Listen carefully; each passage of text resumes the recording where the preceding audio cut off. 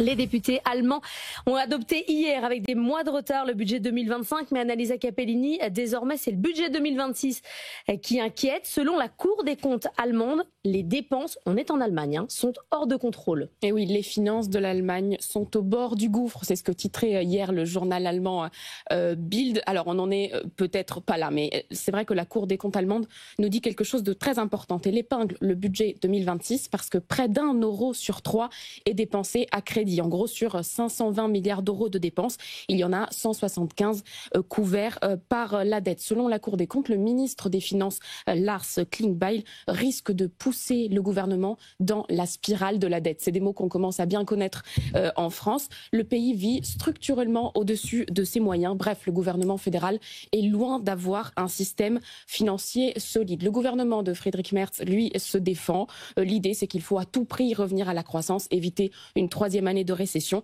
et donc pour ça il faut dépenser massivement. En réalité, ce que nous dit la Cour des comptes, c'est que ce n'est pas tant le problème, ce ne sont pas tant les milliards dépensés, mais la philosophie qui est derrière. La plupart de ces ressources vont servir à financer des dépenses courantes.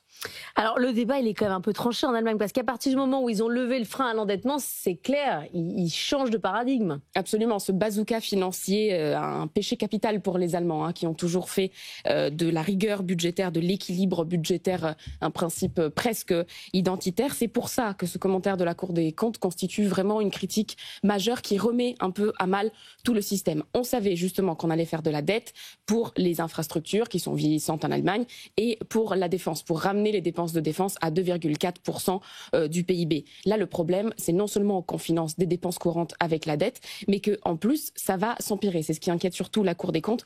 Pour l'année 2027, l'Allemagne prévoit un déficit budgétaire de 34 milliards d'euros. C'est immense. Juste pour vous remettre un peu le contexte, en France, c'est 4 fois plus pour cette année.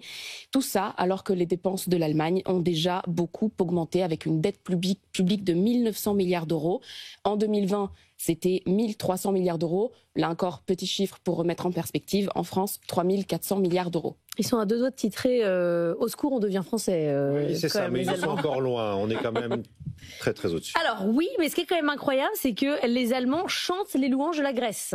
Qui l'aurait cru? Il y a 13 ans, lors de la crise grecque, on se rappelle de tout ce qu'ils ont dit sur les Grecs, qu'ils étaient feignants, qu'ils devaient vendre leurs îles pour payer leurs dettes. Et bien maintenant, 13 ans après, Athènes est devenu le nouveau modèle pour une bonne partie des commentateurs allemands, pour une bonne partie de la classe politique.